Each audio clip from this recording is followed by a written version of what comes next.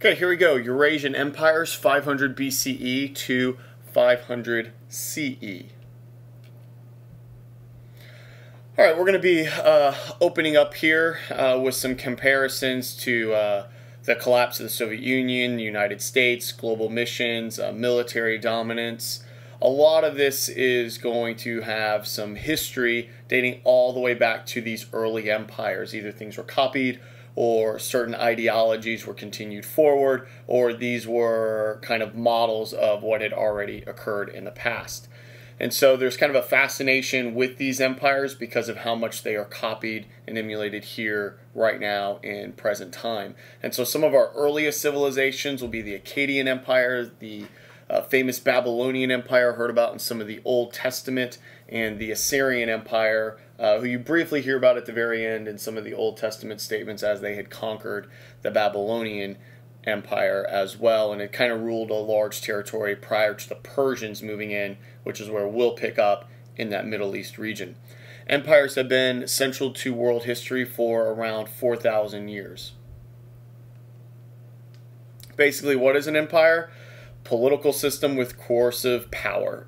They were able to control massive territories and control the people a lot of times, at least by some type of fear, either directly through the ruler or the strength of their military. And so you saw that aggression come forth, especially within the Qin dynasty. We'll see some of that in the Persian dynasty as well. And of course, there's just the military presence of the Romans that we will look at. They conquered other states. They're going to use their resources from areas they conquered. A lot of times that was the reason for conquering, either border patrol or the need for more resources. That's what is going to be the growth from the Roman Republic to the Roman Empire. That's why they fight Carthage, was over Sicily and the land there that gave them wheat and grain, especially in parts of North Africa. Usually include multiple peoples and cultures under a single political system. We're going to see that with the Persian Empire specifically, and with the Roman Empire. A little bit with China, just due to the north and south and how much it was encompassing in China, and not as much with India, but you will see some of that in the southern part of India that they will control. There really is technically no clear line between empires and small multi-ethnic states, as you saw with some of the confederations near China, or some of your other small empires that were, or multi-ethnic clans in Europe that were always bordering the Roman Empire with your Visigoths and the Celtic people. So obviously your biggest difference is going to be the fact that we have a lot of written history from these empires, and we have remnants from them, and obviously their strong, huge size and military make them fascinating. So that's where you really get the difference between empires and some of these other states. Eurasian empires of the classical era included the Persian, the Greek with Alexander the Great. Before that, they were city-states. The Roman Empire, remember, that's one of the things I've been harping on, the distinguish between the Republic and the Empire. And then, of course, the Chinese empires of the Qin and the Han. And then India with the Mauryan and Gupta empires as well. And so several questions are going to emerge that you're going to need to know the answer for the AP exam. And basically how their culture is going to vary. You're going to need to know how these areas that were conquered were treated, whether they were ruled harshly directly or were allowed to continue with some of their local customs, how these areas traded and how their economy emerged, and then eventually how they collapsed and what was left of their collapse. Did anything continue? Were any ideas passed along? Was anything just totally lost altogether? And so we'll look at some of that. The other question, of course, is why is it so fascinating? And some of that I've already hinted at a little bit. The size, obviously the violence. We see tons and tons of movies today about these areas, especially the Roman Empire. We saw Alexander the Great. There's even a couple famous movies about India and China. And if you get a chance, click on some of the documentary films. The one on China is really good, their first emperor, and the one on India and all their riches is really good as well. Satisfaction in witnessing the fall of the mighty when they collapse, and so kind of some of these underdogs that come up or rival them with rebellions. Contrast to non-imperial civilizations, so which sometimes they're going to clash a little bit in some of those areas where they get defeated towards the end of their collapses. Empires were important also because this is going to be where we get some of our ideas from in the 20th and 21st century. Obviously, this is where a lot of culture and values and trade connections are going to begin, so we can date some of these going all the way back to the classical period. And, of course, it is going to foster development of ideas within science and math and poetry and literature that we're going to look at, your architecture, your cultures that are going to be mixed because of these empires controlling multiple ethnicities. And so that is part of that fascinating aspect of empires. All right, the Eurasian classical era saw a flowering of second-wave civilizations. As I just mentioned, we are going to go from your Akkadians, Babylonians, Assyrians, and then we're going to be looking at the great empire of the Persians. And, of course, we'll also be seeing Alexander, who conquers the Persians as well. And then followed by them will be the Sassanian Empire, which I always brutally mispronounce, so I apologize. Civilizations did not usually encounter each other directly. A lot of this will be through trade, except for that area in the Middle East. There will be some contact with the Greeks. Obviously, the Persians and the Greeks will clash. And then, of course, Alexander the Great going all the way from the Mediterranean, bordering India, but that will be before they have a major empire. Mediterranean world and Middle East were obviously the exception, as just mentioned. All right, so we're going to start here with the Persian Empire in 500 BCE, and it was at that time the largest and most impressive. They had built off those earlier prototypes that I had just mentioned, some of which you saw in the Old Testament of the Bible with the Akkadians and Babylonians, and of course the end with the Assyrians conquering the Babylonians.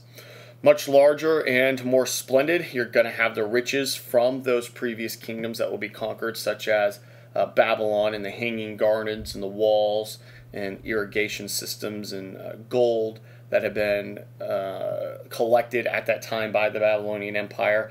And of course the riches that they're going to pull in from India and just in that general area, as well as they had conquered some in Egypt. So they had collected a lot of riches. Your two most famous rulers at the time, they had more of an absolute monarchy. You're going to see Cyrus the Great and Darius, who are some of your more famous ones that we've seen in some of our Hollywood movies. And they are going to expand the empire all the way down into Egypt and over into bordering that western portion of India, current-day Pakistan, the Indus River Valley. It was a diverse empire with a population of around 35 million people, which is quite impressive with world population. A lot of times we think, oh, just much, much smaller numbers, but we're looking at prior to the plague, prior to some other diseases and devastations that are going to happen. And so 35 million, I mean, that would be a massive country even in today's standards. And here's your map. Please note the Royal Road. It is a major trade route that's going to be in existence. The nice thing about the Persian Empire is it is in the middle between all of the goods of what is wanted out of China and India and the people that were really desiring those, which were people in the Mediterranean. And so the Persians, and we'll even see this carry on into the Islamic empires in the post-classical age, that they are a central area for being the middleman of trade. And that Royal Road, an area that was heavily protected and guarded, so there was a lot of safe travel and trade.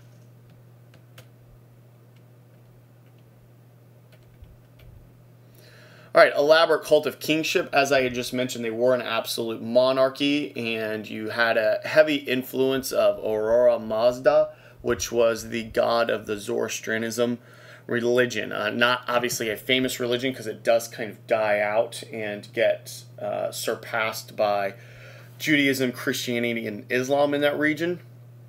But we will be studying that in the next chapter. Holding the empire together was violent punishment by kings. And so this is where we want to look at our comparisons. We're going to you kind of get that idea of ruling with fear and harshness. And we'll see that within the Qin dynasty as well, And prior to some peaceful aspects of Ashoka, you'll see that early on in India as well with their fierce military battle. And of course, the Romans, obviously everybody feared their military and got in line when the military showed up. So that violent punishment, it was one of the ways that those monarchies and kings believed they needed to be able to rule such a vast area. They needed to kind of have this more of an epic idea of fear driven into the people, so they stayed in line and always paid their taxes and didn't rebel. The Persians will be known for an effective administrative system, so even after the Persians collapse, if there's one thing that's going to continue, oh gosh, all the way even to the Ottoman Empire, that goes through the post-classical, or right at the end of the post-classical, your early modern and modern, leading all the way up to World War I, you will see a heavy influence of Persian administrative systems within their bureaucracies that these areas will have. The Islamic empires will be influenced by Persian bureaucrats, and all the way to present day, that heavy influence of Persian bureaucrats. They had a very strong administrative system. Comparable to China, obviously China is going to be much larger and more elaborate in the Han Dynasty, and we'll see another emergence of a strong bureaucracy in the Byzantine Empire later on, but the Persians well known for theirs. You'll have a respect for non-Persian cultural traditions. We'll even see some of your rulers allowing the Israeli people to go back to Jerusalem. You'll also see a standardization in coinage with taxes and a strong communication line with that royal road and a postal system. All of those are going to help foster a strong area of commerce, which this region will always be heavy in their merchant trade. And with that, they develop a strong power and an immense amount of wealth in the gold that they collected. Here's some architecture of your kings during that time period that has survived.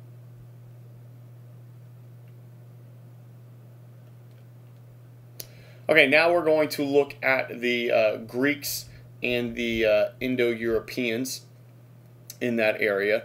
And so classical Greece emerged around 750 BCE, flourished for about 400 years.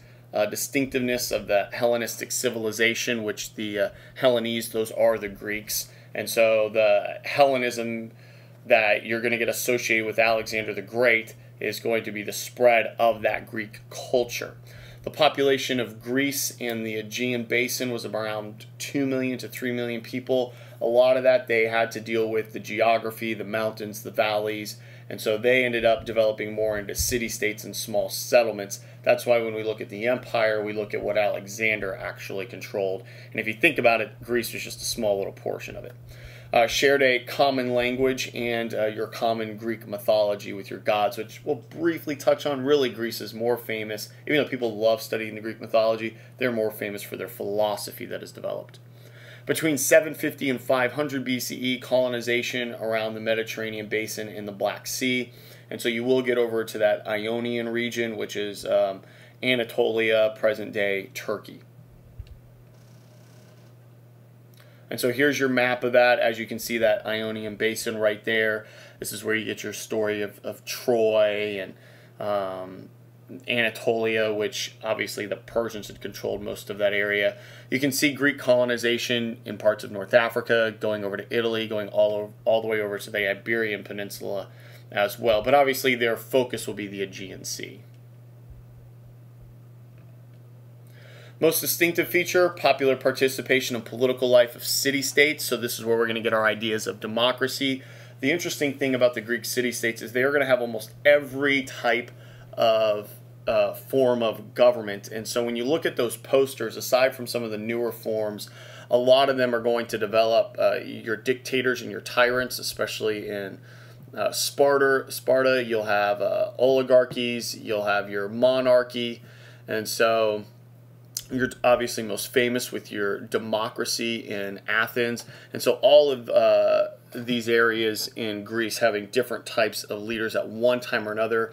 Sparta, famous for having multiple different types of political rule, especially when all the men were out. A lot of the women would hold down the fort and make decisions that were needed while the men were away. Obviously, Athens, the opposite. Women really stayed in the home. and the men were the ones who participated fully in all of your military, your navy, which they had a strong navy. Sparta had a strong land force, and Athens, obviously famous for their philosophical ideas of democracy and rights and people voting and participating more in government.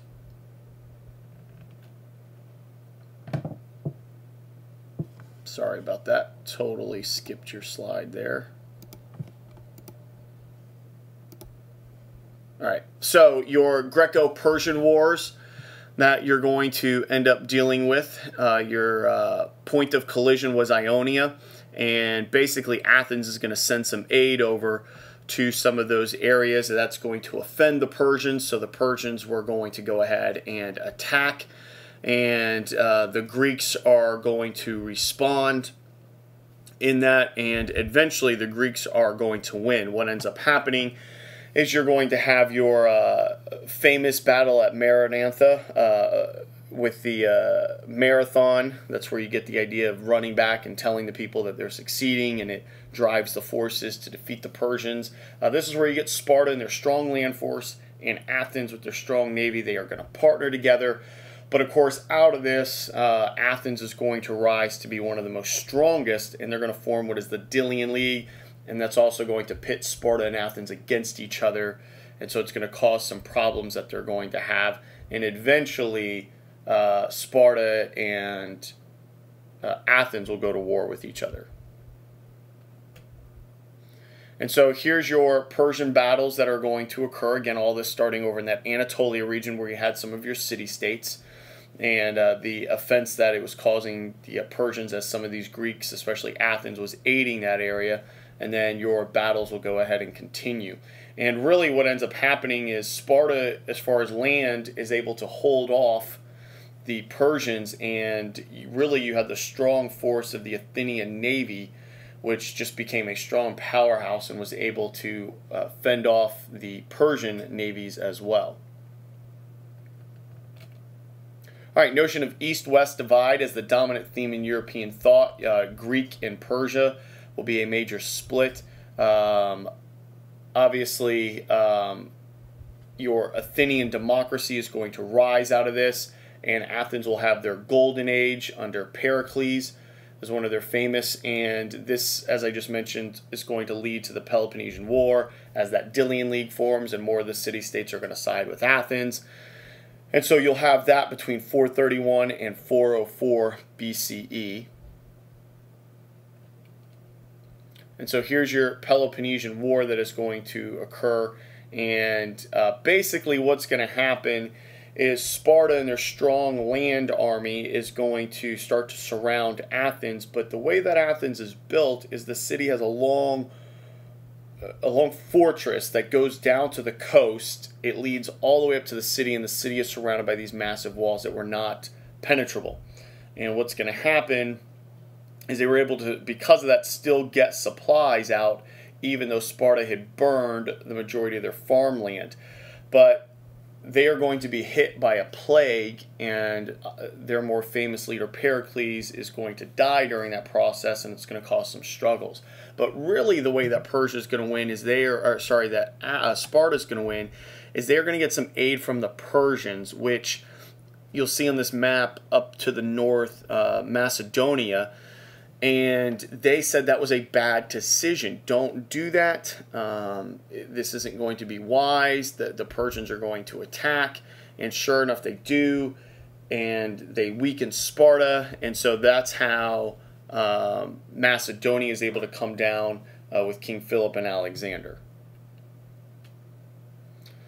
And so Philip II of Macedonia is going to come down. He's going to be able to conquer that. Now, he considers himself a Greek. Some of the Greek city-states will, again, they were stuck up. They thought everybody but themselves were barbarian. I mean, Sparta thought Athens was ridiculous for not allowing their women to have more freedom and being shown in their beauty. And Athens thought that Sparta was barbaric with their warrior-like tendencies to send their boys off at such a young age, off to war, and their women off to more of like an athletic schooling and education.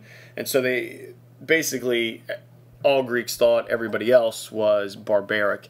And so even though Macedonians considered themselves Greeks, some Greek city-states didn't consider them. But needless to say, Alexander the Great wants to conquer the Persian Empire in name of the Greeks. And so he is going to be able, in his early age, form a strong military, tutored by some of the greatest philosophers. He learned military strategy. He learned leadership from his father, who was a strong king. And so they are going to continue to move eastward into Asia. And so here is a look. This map is supposed to be kind of rounded for you to get that more global perspective. And so you can see all the way from that North Africa region as he was crowned Pharaoh of Egypt, going all the way over into the Middle East and to the heart of the Persian Empire, and then moving towards India and bordering your area up there. You can see his maps getting all the way up into that Central Asia region, bordering land of China, and how far over the Han and Tang dynasty had eventually met, not up until this point though, up into where parts of southern Russia would be, and all the way over to bordering that India region. Here's a good timeline as well that you can look at for Alexander's empire and his legacy. Alexander died in 323 BCE, and his empire was divided up into 3 areas. So it was given to his 3 major generals, which obviously this is going to be a common theme. We are going to see some either family line or ruler peak and either die early and nobody's there, or nobody was brought up under that great ruler because they were so focused on ruling that they didn't have a strong lineage, and so weak rulers are going to be left afterwards, and things were normally not able to be held together. You'll either have some time of turmoil or somebody new will come in and conquer them. And so common theme here, you don't have strong generals for what Alexander did, and eventually those areas will get conquered by other empires. Alexander's conquests were more important in world history for the creation of the Hellenistic era. And so this is the spread of your Greek city-states. This is also where you get your umpteen Alexander cities from. Alexandria, obviously the most famous in the port region of Egypt and the Mediterranean, but multiple Alexandrias throughout this region named after the areas that he had been conquering. All right, a simplified form of Greek was widely spoken from the Mediterranean to India, and so this is where some of your languages will get combined, and there'll be some common area in that. Indian monarch Ashoka published some of his decrees in Greek, so that idea of education is going to spread, and the idea of being able to have an understanding of other languages so there could be better communication within the trade networks was important for a lot of these merchants. Many Jews were attracted to the Greek culture. The Pharisees developed their own school system to counter the influence. So again, trying to copy some of their education ideas, but yet with more of the Jewish theme. Your Hellenistic cities were much more culturally diverse than original Greek city-states, mainly because of the spread of these areas and the intermixing of these cultures, as obviously Alexander's military presence allowed people to travel a little bit more peacefully before his death, and so people spreading out to those regions. Were not independent but part of the conquest states. Macedonians and Greeks formed the elite on your social ladder, and then cultural interaction and blending were still possible in your lower social levels. Roman rule replaced that of Greeks in the western part of the Hellenistic world, but still such a strong influence that the Greeks are going to have moving westward into Europe, with the Roman Empire going more westward and north. And so these are the areas that were broken up by your generals. And that large area that's labeled Mesopotamia will eventually become another empire, the Sassanian Empire. Before that will be, a lot of that land will be taken away by some of your Islamic empires and then divided up among some of the Turkish empires that will come about later. Okay, so now we're going to move on to the Roman and Chinese comparison, which is because of their vast control and their elaborate systems are typically the two that are most compared from the classical age than any of the other ones. So the Roman and Chinese empires had little direct contact, but they did have some interesting similarities and differences. And something else to note, they did know of each other because of the merchant trade that had gone on. Your Roman Empire did especially know of the Han Empire, and the Han Empire knew of the Roman Empire. So we might think of them at separate ends of the world at that time, but they did actually know of each other. Both flourished around 200 BCE to 200 CE. Obviously, their collapse is slightly after that, especially Rome, who had a 250-year decline. Were similar in size, around 1.5 million square miles. Both had 50 to 60 million people. China will continue their population growth. Europe's will actually go down due to some severe agricultural droughts and plummeting because of the taxes upon those agricultural regions, and also some disease coming in as well and hurting that region. So that's the reason why that population doesn't grow like it does in China. Between them, they control nearly half of the world's population, which is just crazy to think of two empires controlling almost half the world's population at that time. Interesting variations on imperial themes, so we will see some differences there. There's just not similarities. There are differences. Rome, from a city-state to an empire, started as a small, unimportant city-state in central Italy in the 8th century BCE. They actually had kings in that region, and they overthrew those kings because they thought they were corrupt and barbaric in their leadership with their violence and punishments. And so they replaced it with a republic. Now, they vowed to never allow that republic to become a monarchy, but we'll see what happens later down the road.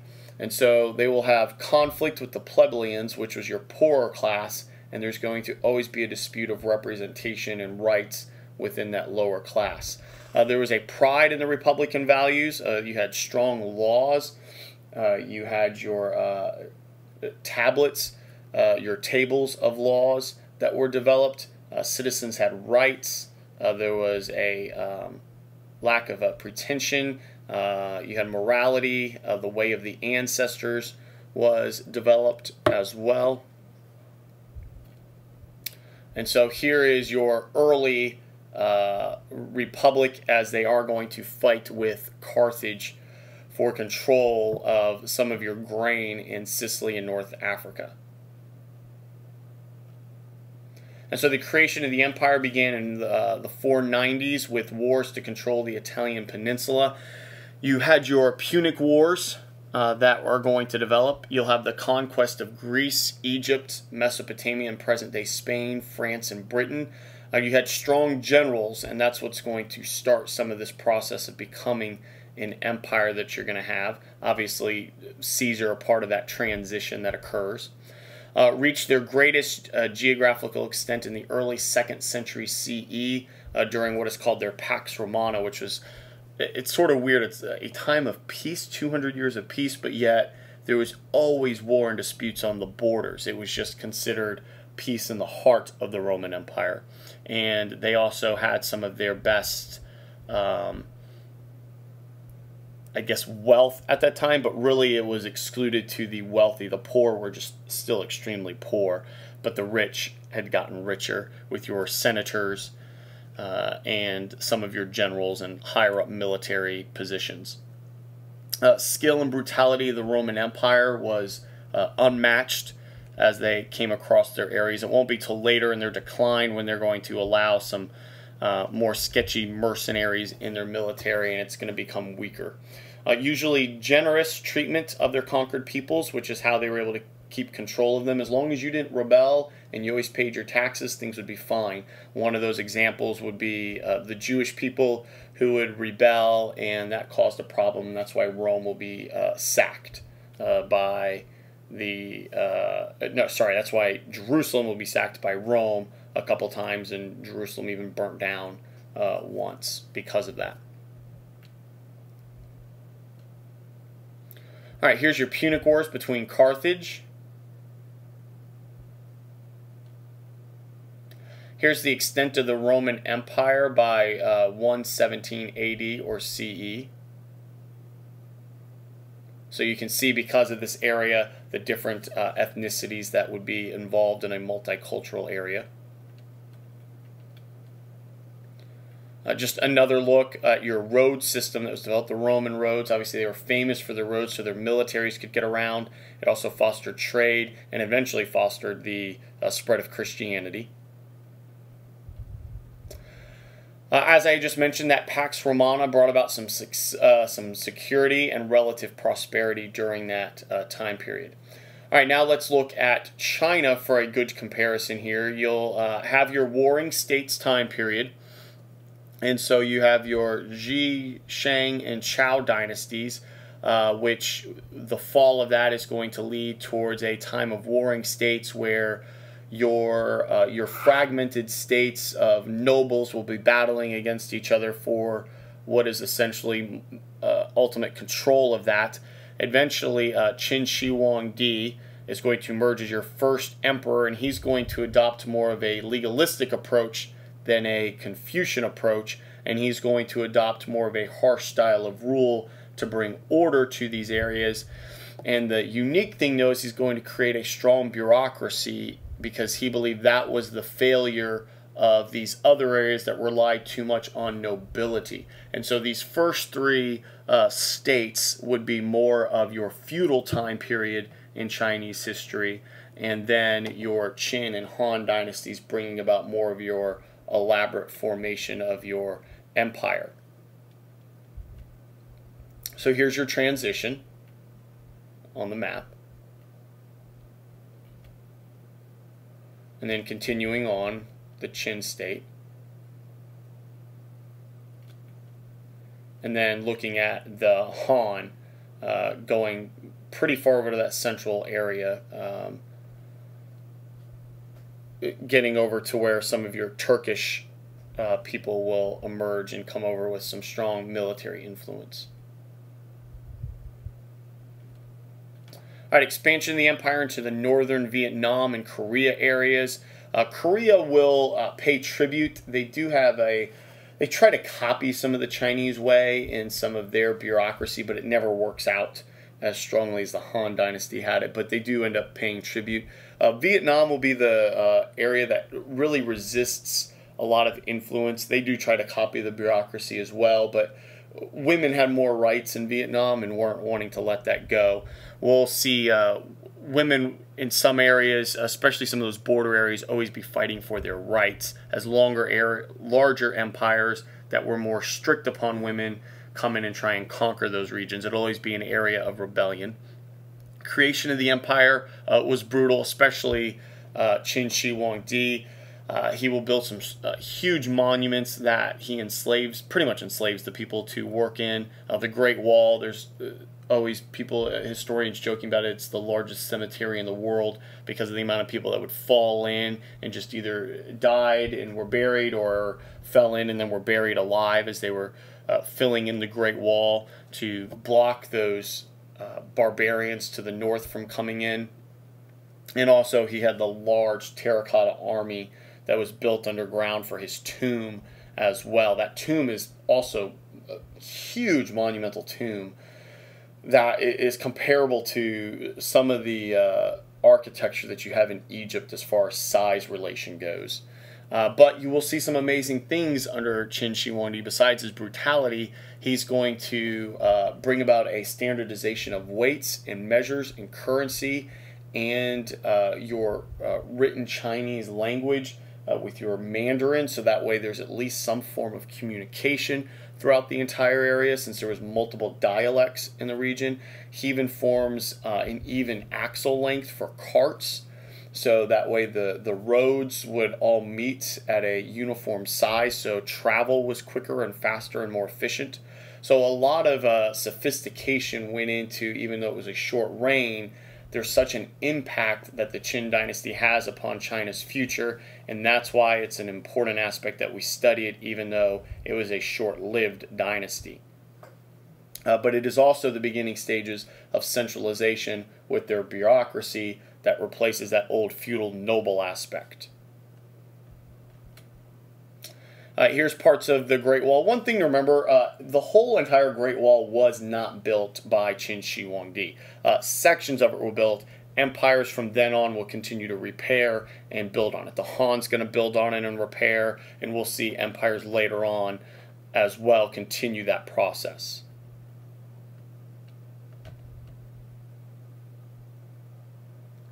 So as you can see, there are sections of the Great Wall that are not actually connected. There's the terracotta soldiers that I had mentioned.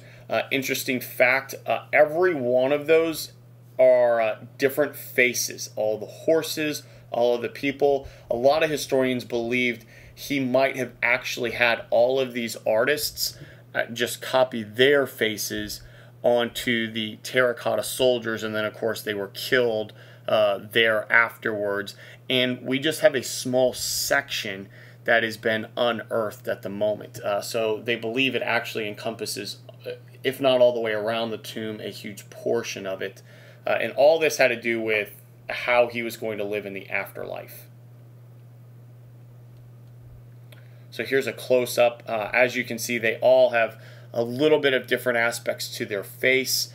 Even the horses looking different than each other as well. Again, all based off of this one artist and copying that.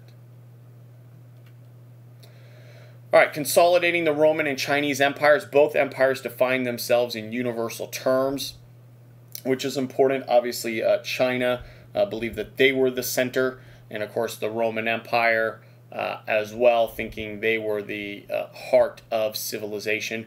Both invested heavily in public works. Even though China will not be considered as far as like grandeur goes, because even though there was the tomb obviously is big, the Great Wall is obviously big, but other than that, you don't have large-scale building projects. You just have a lot of building projects. Whereas in Rome and some with the Greeks, you're going to have some larger building projects that are going to emerge. But the amount of money that's spent on these public works are going to be massive as well. Both claim supernatural sanctions. You will have the Son of Heaven and the Mandate of Heaven in China, where the Son of Heaven was deemed to be the ruler by the gods, and of course your Mandate of Heaven was your dynastic cycle, and if things were going bad, heavy taxes, floods, rebellions, then the emperor lost the Son of Heaven, and therefore you have the right to rebel. And then you have, which is how the Chao justifies overthrowing the Shang dynasty. And then the Romans, obviously, some of their emperors are going to claim to be deities or given rights with the deities. And even when Christianity is finally accepted in the Roman Empire, after it's been persecuted for a while, that will be also God deeming that person to be your authority. And so they get that from Scripture. So still kind of that idea of supernatural sanction still existing. The introduction of Buddhism into China by traders will eventually finally have a heavy influence of religion, because really all you had was somewhat of some Taoism that had emerged. And we're going to look more at religion and philosophy in the next chapter. Relationship with societies they governed. Rome were always a minority in the empire, so they had full citizenship and always had the highest rights because of such a vast area that was controlled. But the Roman Empire will eventually start extending its Roman citizenship to certain elites within the areas that they controlled, so that way they were able to spread their influence in a stronger manner.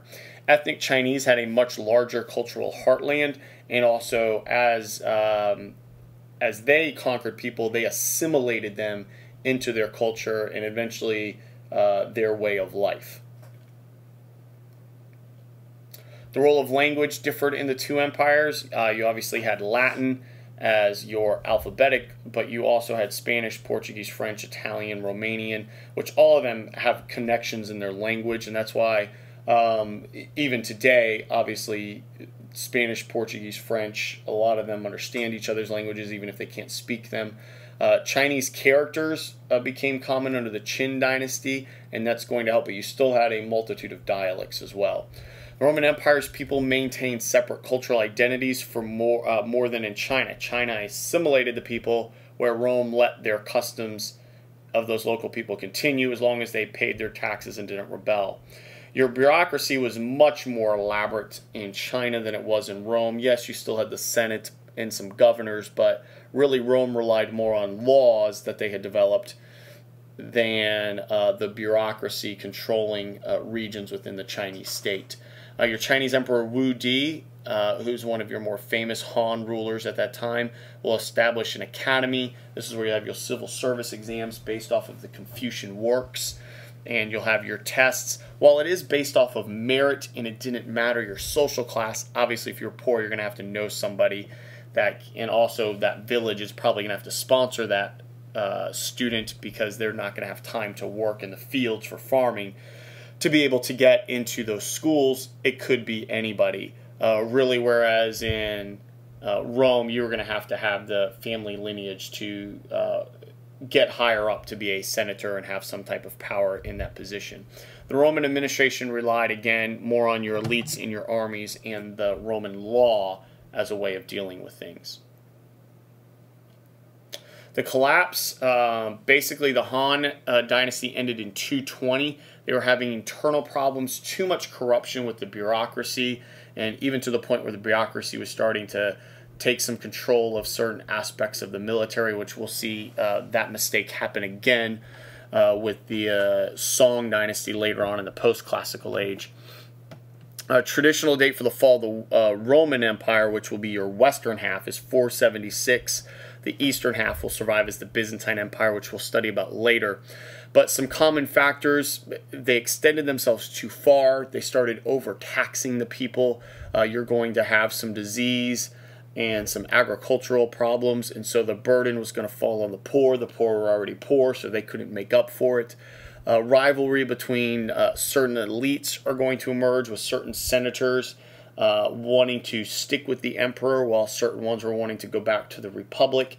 Again, the bureaucracy becoming a little bit more corrupt and taking power away from the actual emperor himself. Disease will emerge, and both obviously affected Rome even more so due to some of their things being neglected and some of your sanitation starting to cause some problems, especially in Rome and in Carthage, your second largest city, or not Carthage, Corinth, your second largest city, just under 1 million people, starting to have some problems and people having to move out of your urban areas due to disease and death. And then, of course, China had to deal with your northern regions and the strength of those militaries. And, of course, the Huns were pushing in on the Visigoths, so the Visigoths were pushing more south into the Roman Empire, and eventually Attila the Hun sparing Rome because the Pope had convinced him to spare it because of its legacy. But obviously you have the crushing blow of the German tribes and the Huns who had come over and devastated parts of the Roman Empire in that region. Effects of the imperial collapse: a decline of urban life, as I just mentioned, decline of population, as I had just mentioned. International trade is going to be disrupted as well because of that, which will allow Constantinople with the Byzantine Empire to start to become a center of trade, and we'll eventually see the Islamic empires emerge to take over some of that international trade. Vast insecurities: the Silk Road did not become safe anymore, and it will still be a struggle of safety till later on in the post-classical age with the Mongols, and we'll read about that much later too. Most important difference between the collapse of Han and the Roman empires is what happened afterwards. China will rebound with the Sui, the Tang, and the Song dynasties, whereas Western Europe is going to go backwards into a massive feudal state, your medieval time period, and it's going to take a couple hundred years for them to rebound, and really you'll never see anything on the size of the Roman Empire again in Europe. Your ethnicities will break up into their different states that they will have and form their nationalism. Obviously, democracy will be continued, but really more copied off of the Greeks. You'll just have that strong influence of the Roman idea because of their influence on Britain and Britain's rise to power later on in history, much later on, much later on. Why was China more successful? A lot of it looks like it's because of their stronger bureaucracy. And so as people came in, the Chinese way of life was to assimilate other cultures into theirs. And as areas conquered it, they seemed it to be more efficient, and it was an easier way to keep the people at bay. And so they would end up being heavily influenced. Even the Mongols will eventually be heavily influenced more by China than they influenced China themselves. Okay, now briefly looking at India. I know this lecture's gone on pretty long, but these are some of your major empires, which I think will make the other lectures a little shorter. The idea of the empire was much less prominent in India, mainly because of your caste system that you're going to be looking at with India. And so your Indus River Valley is going to pretty much fall around 1500. You'll eventually end up with different political fragmentations, and your religion of Brahmin at that time being your major influence that holds the network of people together before it becomes more known as Hinduism. And so your first empire with the Mauryan Empire is really going to be influenced by Alexander the Great, since he's going to reach over to those borders before starting to turn back. You'll see that the areas of Chandragupta were going to be copied and are going to have a heavy influence upon them. And so they copy the idea of the military and its style of warfare and structure into a way that they're going to conquer the northern parts of India. It won't be until Ashoka, who is known as their most famous emperor, is going to come in and conquer almost the majority of, except for your southern tip of India, which you have a southern empire down, well, southern state empire down in that region. But you do have Ashoka, again, as another one of those emperors who peaks his civilization, and there's nobody strong after him to fulfill that. It will be followed by the Gupta Empire, which will have a strong golden age and will control less territory, though, but it does flourish their culture immensely at that time. Even though the Mauryan Empire will be not as a centralized state as compared to Han China or the Roman Empire, there still are some strengths in the unification that they have with creating road systems, postal system, rest stations along trade routes, Ashoka's edicts for Buddhism when he eventually converts, and that's why he becomes more peaceful. And so there are some strong influences from the Mauryan Empire as well. So here are the sizes of your empires. And a good comparison, which we'll see, is how the Gupta controlled less area, and so they were more efficient. We're going to see this again in China when the Song dynasty becomes smaller, the southern Song, and how they flourish as well, and it's their golden age, and they controlled less territory. The Byzantine Empire controls less than the Roman Empire, and again, they flourished for a long time. So kind of this these big empires followed by these smaller ones, and these smaller ones tended to have a little bit more success because they had to control less territory. Here's the reign of the Gupta. Eventually, they're going to kind of lose some of that area, and it just be more the northern region. Here's the size of the Mauryan. I should have flipped those for you since that's out of order. Mauryan was first, then Gupta. All right, why couldn't India maintain an empire? The state was still failed to command loyalty because you still more had a tribute system among all these nobles and kingdoms that were paying tribute, and really the caste system didn't allow for an elaborate bureaucracy of any type to develop.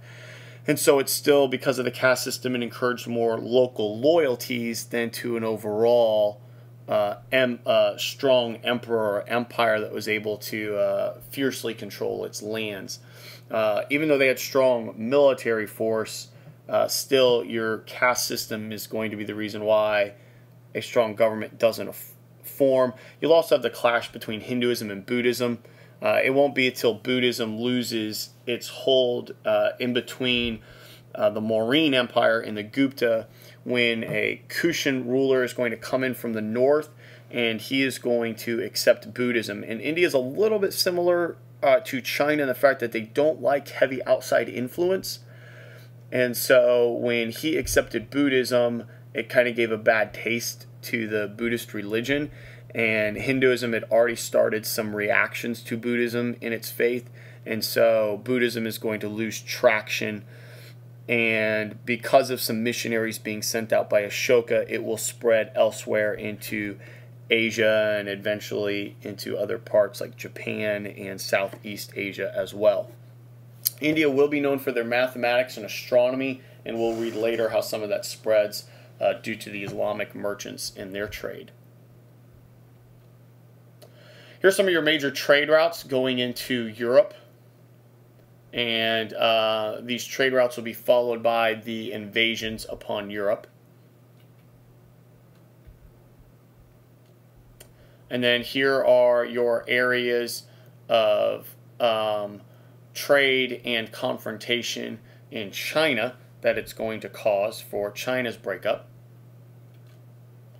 And then here are your major trade routes that you're going to have going up into the Mediterranean.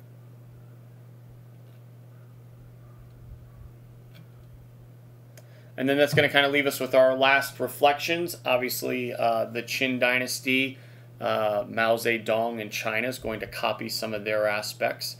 With the revival of knowledge for some of your classical age in India, Ashoka is kind of looked up upon as being a great ruler of India.